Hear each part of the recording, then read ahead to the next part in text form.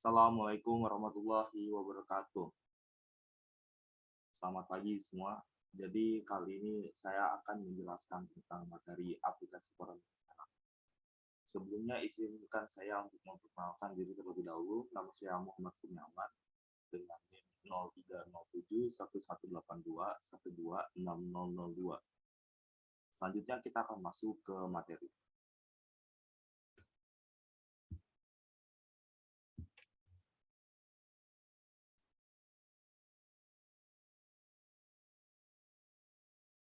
Pertama itu ada materi tentang kegunaan foraminifera. Jadi ini kegunaan foraminifera dalam geologi itu antara lain sebagai berikut. Yang pertama itu ada untuk menentukan umur relatif lapisan lingkungan. Yang kedua adalah untuk mengetahui paleoekologi dan paleobiogeografi dari suatu lapisan. Yang ketiga untuk eksplorasi minyak. Karena biasanya kalau ditemukan kelimpahan fosil di fosil foraminifera di suatu lapisan itu tuh bisa menandakan bahwa suatu lapisan itu mengandung kandungan minyak gitu. Terus yang keempat ada biostratigrafi, yang kelima ada litostratigrafi, yang keenam ada paleoklimatologi, yang ketujuh ada fosil batimetri atau fosil kedalaman, yang kedelapan ada fosil horizon atau fosil lapisan atau fosil diagnostik. Yang kesembilan itu ada sebagai fosil lingkungan, yang ke-10 ada paleoceanografi, yang ke-11 paleoenvironment. Jadi di sini kan sudah seperti yang kalian lihat nih, ada dua yang di bold, yaitu ada untuk yang pertama itu ada menentukan umur relatif lapisan batuan, yang kedua ada fosil batimetri atau fosil kedalaman. Kenapa kedua ini di bold? Karena untuk hari ini kita akan membahas lebih dalam kegunaan foraminifera dalam kegunaan dua ini, yaitu menentukan umur relatif lapisan batuan dan sebagai fosil batimetri atau fosil kedalaman. Ini juga aplikasi foraminifera ini sebagai output kita mempelajari tentang tentang foraminifera ya sebelumnya. Jadi memang aplikasi foraminifera ini harus kita kuasai dengan baik gitu, karena ini nih output kita sebagai geologi dalam mempelajari fosil, terutama fosil foraminifera gitu.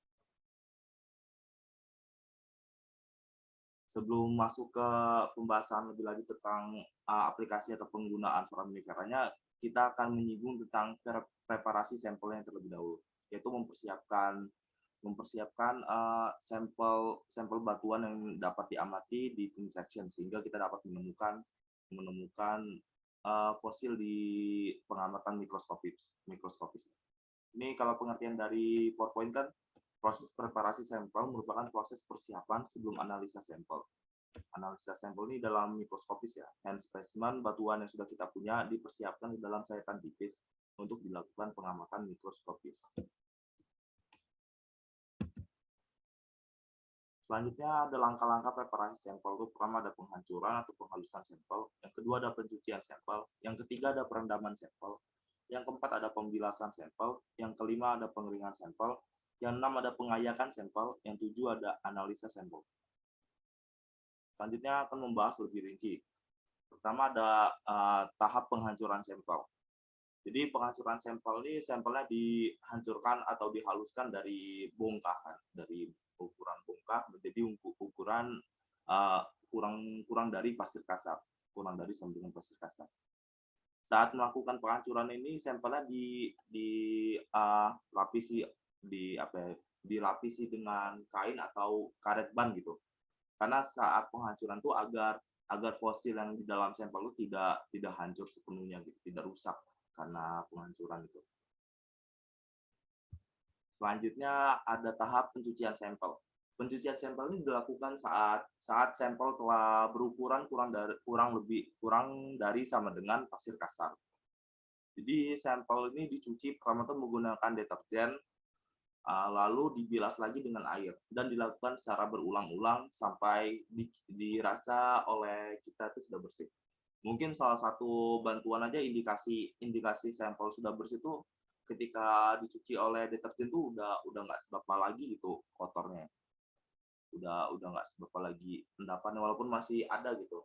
Jadi diperkirakan saja kira-kira sudah bersih gitu.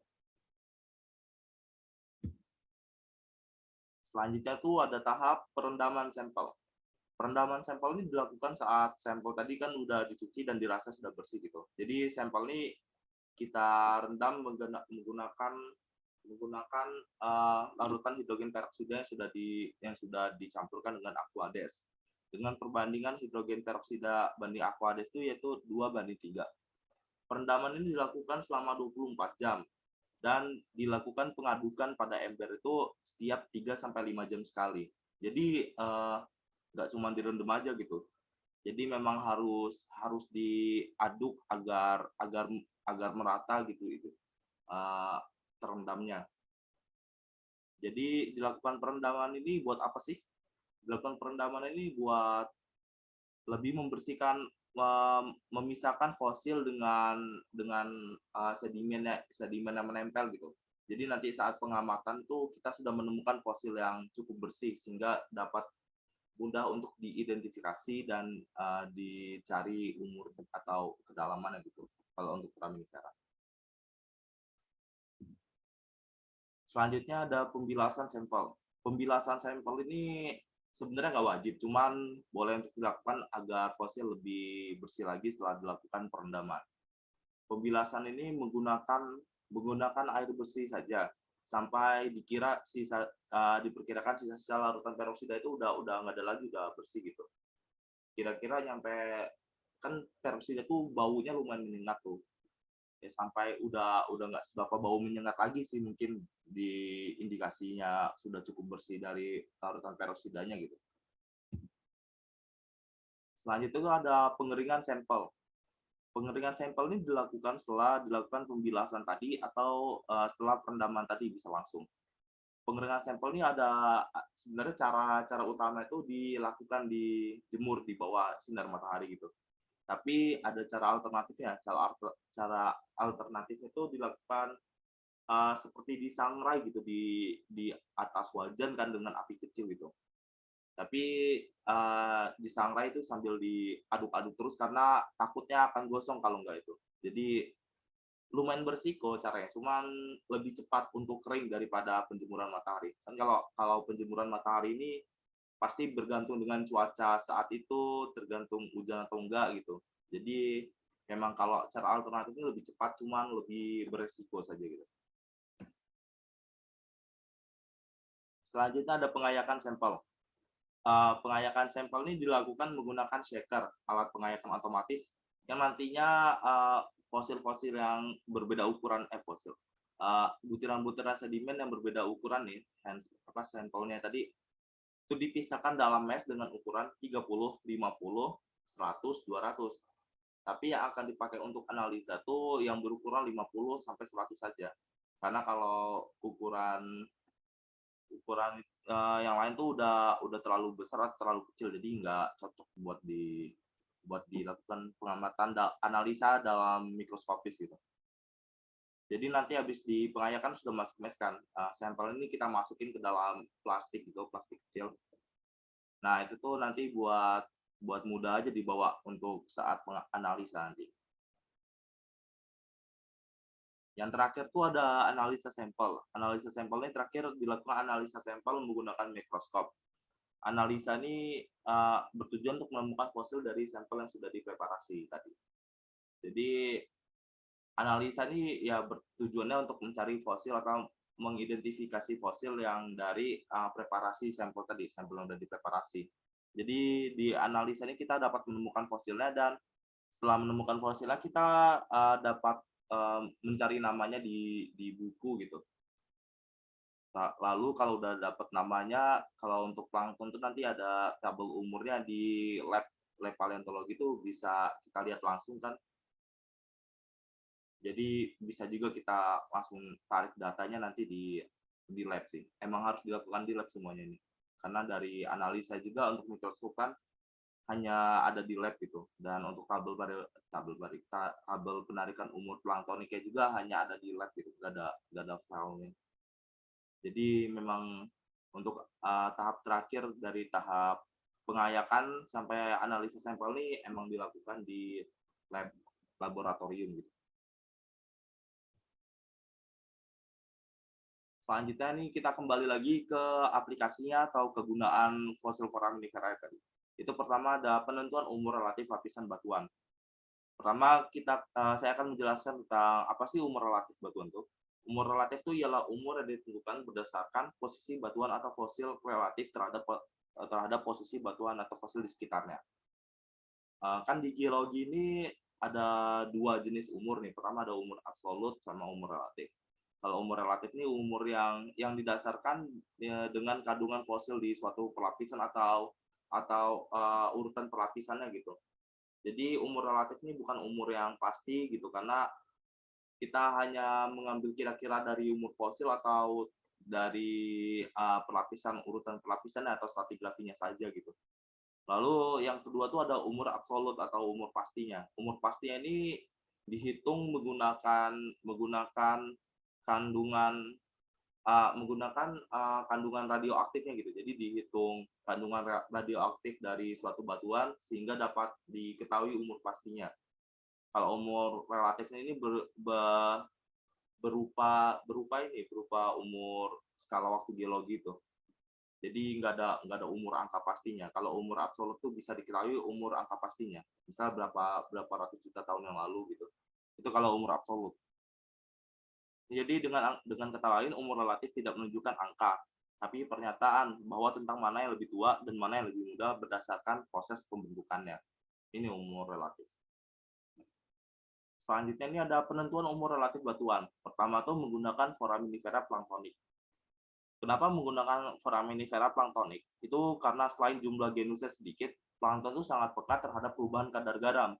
Hal ini menyebabkan hidup suatu spesies plankton mempunyai kisaran umur yang pendek, sehingga baik untuk ciri umur suatu lapisan batuan.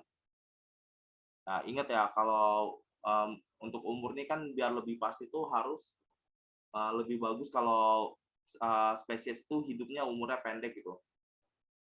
Jadi lebih mudah untuk ditarik umurnya nanti. Lalu biozonasi foraminifera planktonik ini yang paling populer dan sering digunakan di Indonesia adalah zonasi Bow tahun 1969,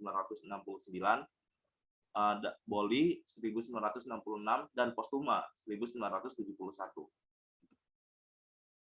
Selanjutnya ini penentuan umur relatif batuan menggunakan foraminifera besar atau filum protozoa kelas Sarcodina. Ini dipakai sebagai penentu umur relatif karena umurnya mempunyai umur pendek, sehingga sangat baik sebagai fosil penunjuk.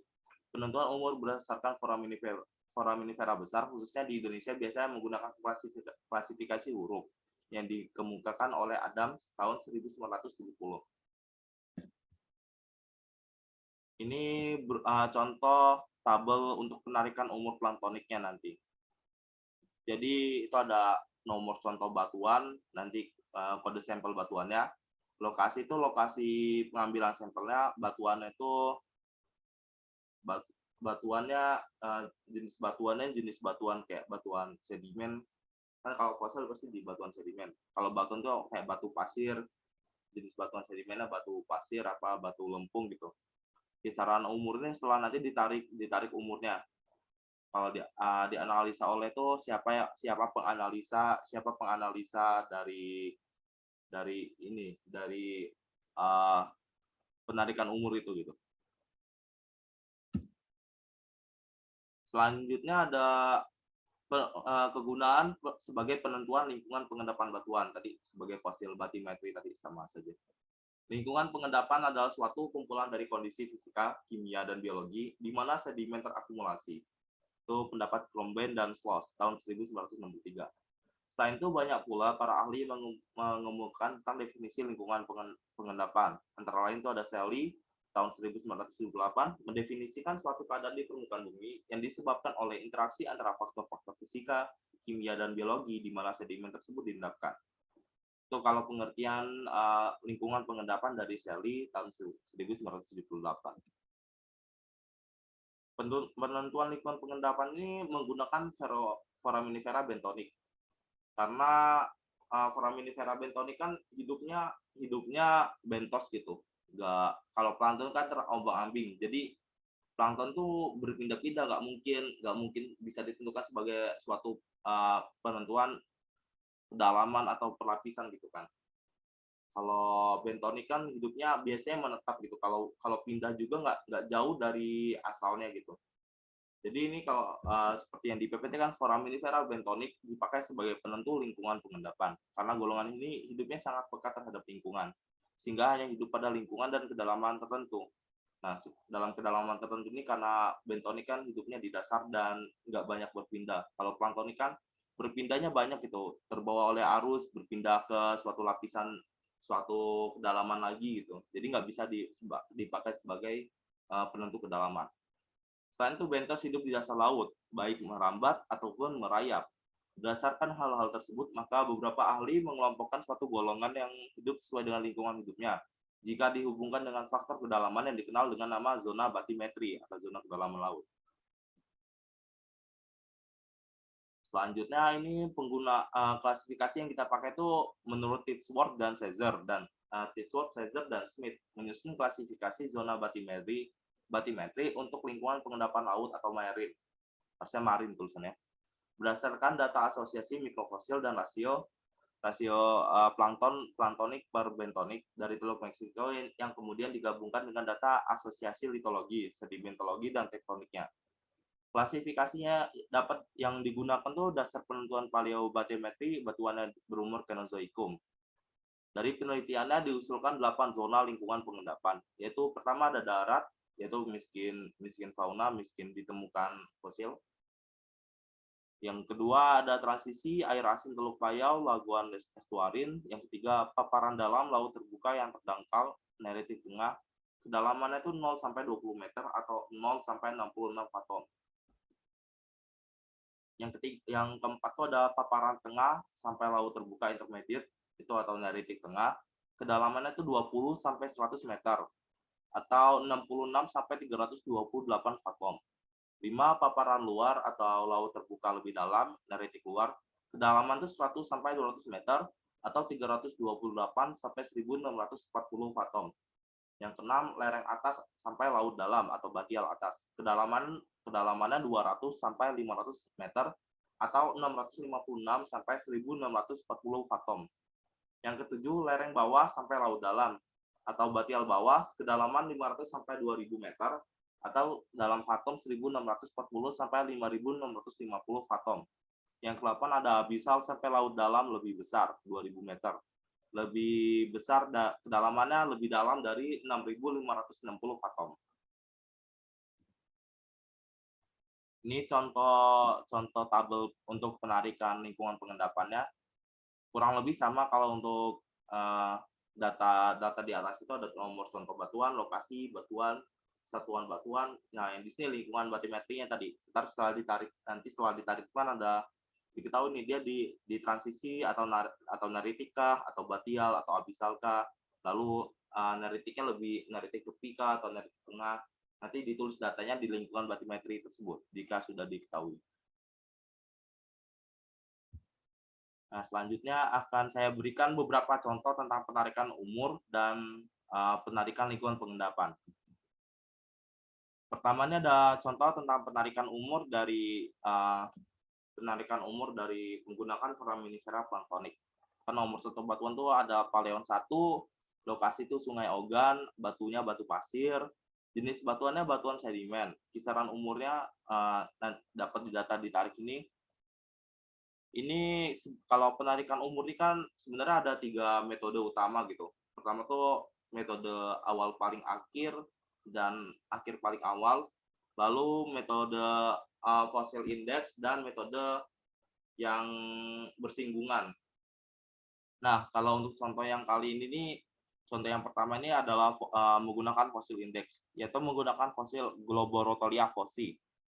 Fosil Globorotolia fossi ini fosil yang berlimpah pada N12 atau Miocene tengah. Itu jumlahnya sangat banyak, tapi umurnya hanya ditemukan di N12, yaitu bagian dari Miocene tengah.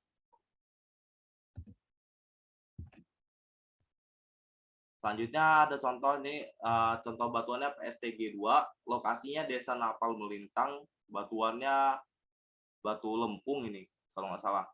Jenis batuannya batuan sedimen. Ini lupa ditulis. Kisaran umurnya nanti dicari dulu, dilihat. Ini kan ada banyak nih. Tapi ini ada yang seperti fossil index, yaitu Praeorbolina transitoria. Tetapi kenapa nggak ditarik fossil index ya? Itu tadi sebagai urutan tadi kan ada tiga ini kan, 3 urutan tadi. Fossil index ini sebenarnya urutan yang ditarik paling akhir gitu. Harus ada, kalau misalnya urutan tuh pertama tuh kita cari dulu awal paling akhir paling awal. Kalau awal paling akhir dan akhir paling awal tuh nggak ada, kita cari yang bersinggungan. Kalau yang bersinggungan tuh nggak ada, baru kita cari yang fossil index, bisa dipakai fossil indexnya gitu. Jadi fossil index ini sebagai langkah paling akhir kalau misalnya kedua cara sebelumnya itu nggak ada. Jadi kalau di cara kali ini nih kita menggunakan cara yang bersinggungan. Yaitu ini fosil yang bersinggungan itu antara fosil Globigerinoides immaturus dengan ini Globigerinoides praebuloides. Ini kan bisa dilihat bersinggungan antara munculnya dengan habisnya gitu. Jadi karena ada yang bersinggungan, kita tarik yang bersinggungan terlebih dahulu. Karena di sini juga kita nggak ditunjukkan gitu jumlah rare, common atau abundannya gitu, kelimpahan fosilnya. Harusnya sih ada data kelimpahan fosilnya. Kalau ada data kelimpahan fosilnya, jadi lebih bisa ketahui nih, Praeorbolina ini umurnya pendek. Kalau misalnya dia kelimpahannya common, itu bisa dikategorikan sebagai fossil index. Tapi kalau kelimpahannya hanya rare, berarti dia bukan fossil index.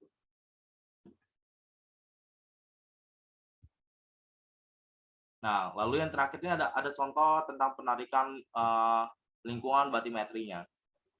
Nomor contoh batuannya tuh bisa dilihat Palion 1, lokasi Sungai Ogan, batuannya batu pasir, satuan batuannya tuh batuan sedimen. Lalu bisa kita lihat ini kan langsung ke tabelnya. Ini nih cara penarikan ini adalah ditarik yang paling banyak di suatu daerah gitu, paling berlimpah nih. Ini kan contoh nih, ada fosil dari Triloculina ini kan di tepi, banyak yang terdapat di neritik tepi gitu setelah dilihat di buku gitu. Jadi kita tarik di neritik tepi.